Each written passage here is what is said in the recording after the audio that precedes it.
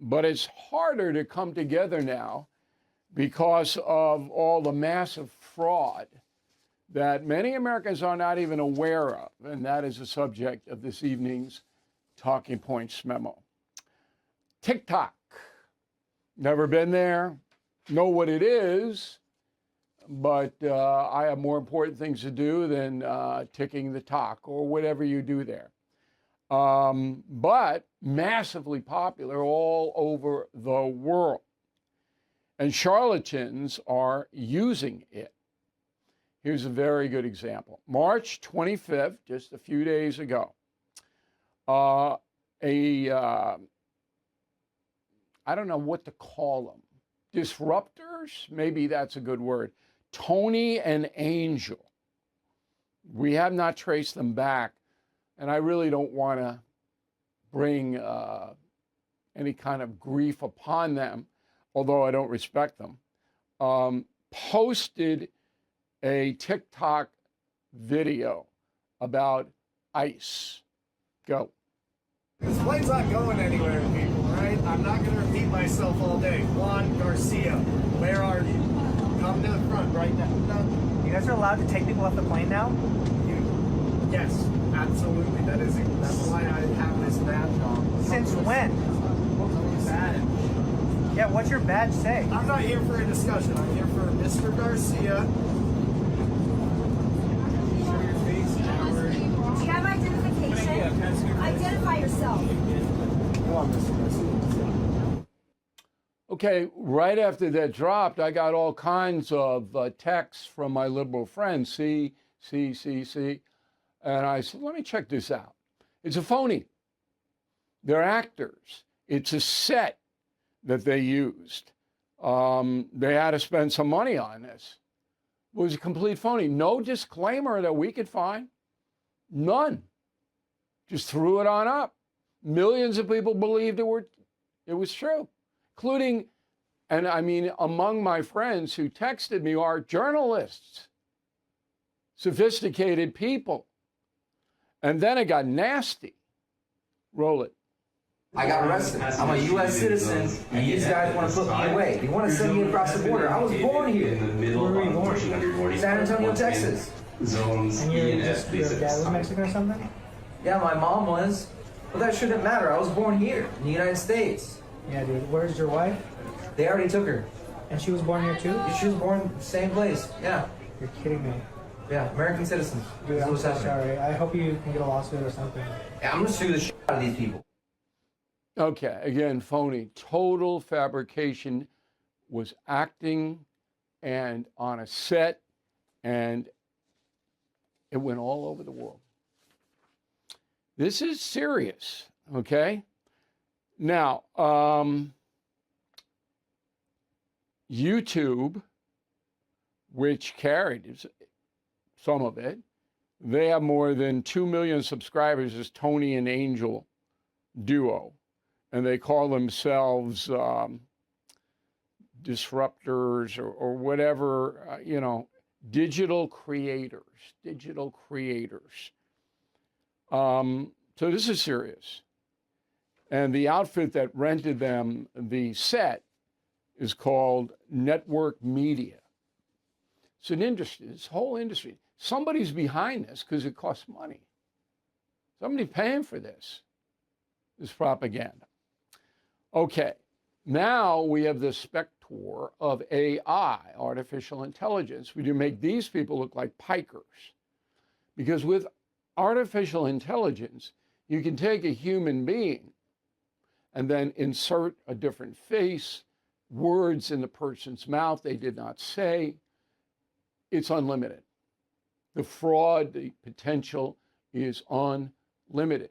People are going to watch these videos. They are not going to know what is true and what is not true. This is dangerous, okay? Now, there's a poll by Quinnipiac out about AI. And the first question is, how concerned are you about AI? Very, somewhat, not at all.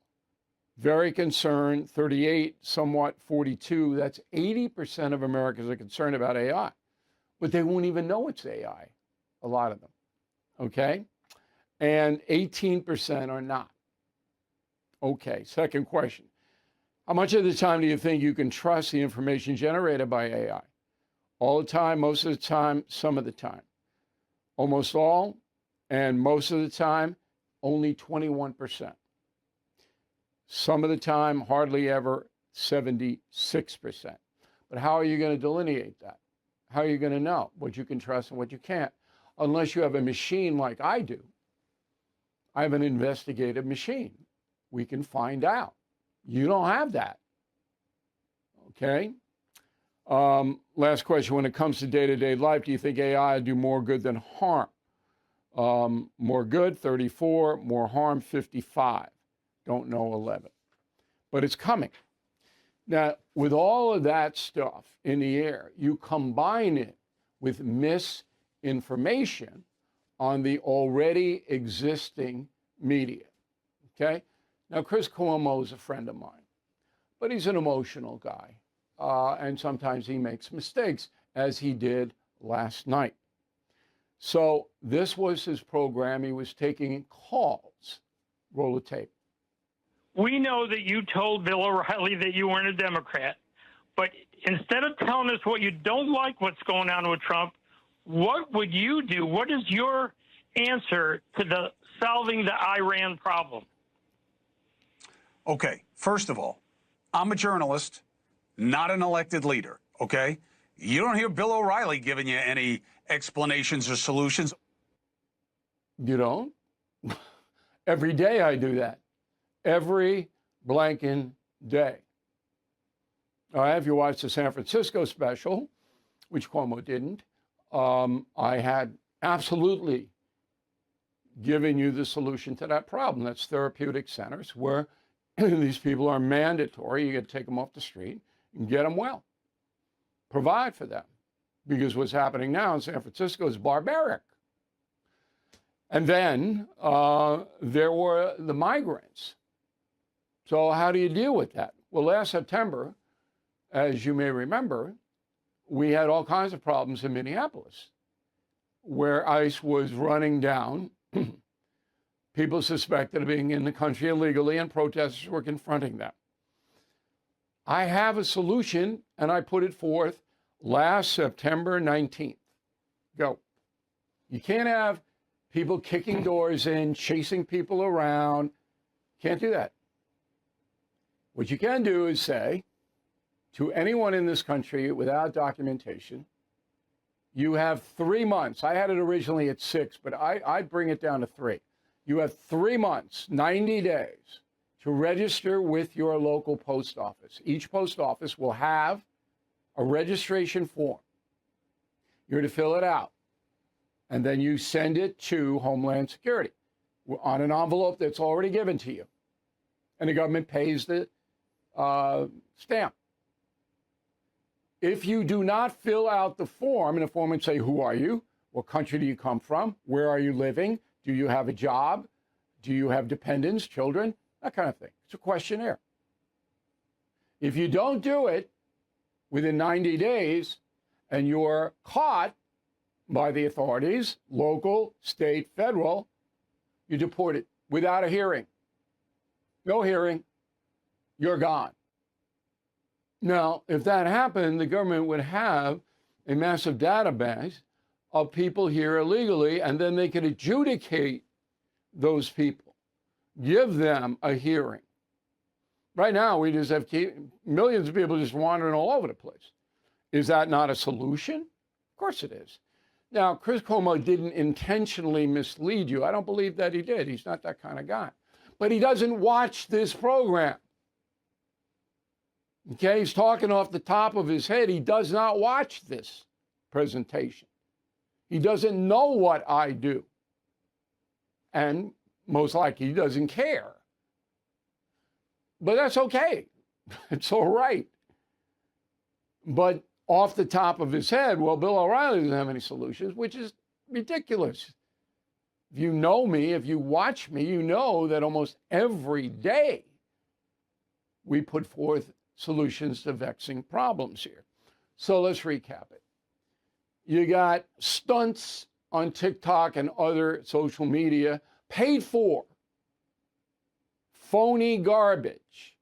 You got AI coming that can electronically, or whatever word you want to use, alter reality. And you have a corporate media full of misinformation. Boy, that's a threesome that is almost impossible to cut through if you want to know the truth about your country, about your life, and about solving problems. And that's the memo. Joining us now from Washington, D.C. is Renee DiResta. She's Associate Research Professor at Georgetown University's McCourt School of Public Policy and is very interested in this information flow. Number one, am I overstating, understating? Did I make any mistakes in your opinion, Professor? No, I think what you're saying is accurate. I would say it's not just mainstream media that is wrong. I think the entire ecosystem is, full of BS artists at this point, independent as well as mainstream. So I think that's the one area where I would maybe disagree. But the challenge is people need to try to figure out what's real, and they have a huge collection of sources. People are busy. That's the problem. That's where I was going to go. People have to make a living. People have to go to the store. They got to try to figure out what's real and what isn't real. Nobody's going to do, and they don't have. Nobody's going to do that. Out, they don't have a staff. I have a staff, and they're good. Yep. And I can give them Joe and Angie or whoever these people are, and say, chase these people down. People can't do that. Regular folks. No, you're completely right. That is the main problem. The problem is that people trust what they see when it hits their feed because somebody that they chose to follow shared it, whether that's a friend, a media outlet, a news person like you, an influencer like Tony and Angel, and they think that it's, real. People are still in the mindset that what they see is likely to be real, and we've hit a place in our, in our technological and information environment where that's just not true anymore. Okay, you teach younger people. Are they addicted to this kind of stuff? Do they have any skepticism about it at all, generally speaking? Generally speaking, younger generations do. I have a 12-year-old son who says, nothing I see on the internet is real. Really? So I think the younger generation knows that it's not true. It's actually more, people who are still used to thinking of the media or the online environment as a place where they could get accurate information. It's usually a little bit more people who've been accustomed to that, generations that are a little bit older, people who still think of the internet as a place where accurate information lives. So younger kids are actually more attuned to it than we are. Because I got, as I mentioned, texts from journalists who thought this was real, and they were gloating. They were gloating. Oh, look, O'Reilly, look at what ICE is doing. Look what Homeland Security is doing. Look at it. They're heinous. They're terrible, blah, blah, blah. And I go, let me check this out. And these are sophisticated people, totally drawn in by this fallacious presentation. Okay, let's advance the story a little bit. How much of a danger is this to our democracy, Professor? The danger is twofold. One, it's that, as you're noting, when people do that, right, when you have journalist friends who reach out to you, it's because it hits something that they're likely to believe already. Yes, and they see evidence, and that happens across the political spectrum, right? So that might be a completely different issue that lands for people on the right than for people on the left. Right now, a lot of these ICE videos are making the rounds. You might see videos of riots, right? That would flip, that would land better with audiences on the right that think that this is something that is, more likely to be happening. So you see that happen where different content plays, and it hits you because it hits emotionally. And so you just hit that share button, you send it to your friend, and it's because you actually maybe don't even really care if it's true. It's just confirming an existing belief, and that's why you share it on. And so that's what's happening. And that's kind of dangerous to begin with, right? Because we're just in these mindsets where, as you noted at the start of the segment, everybody's very polarized.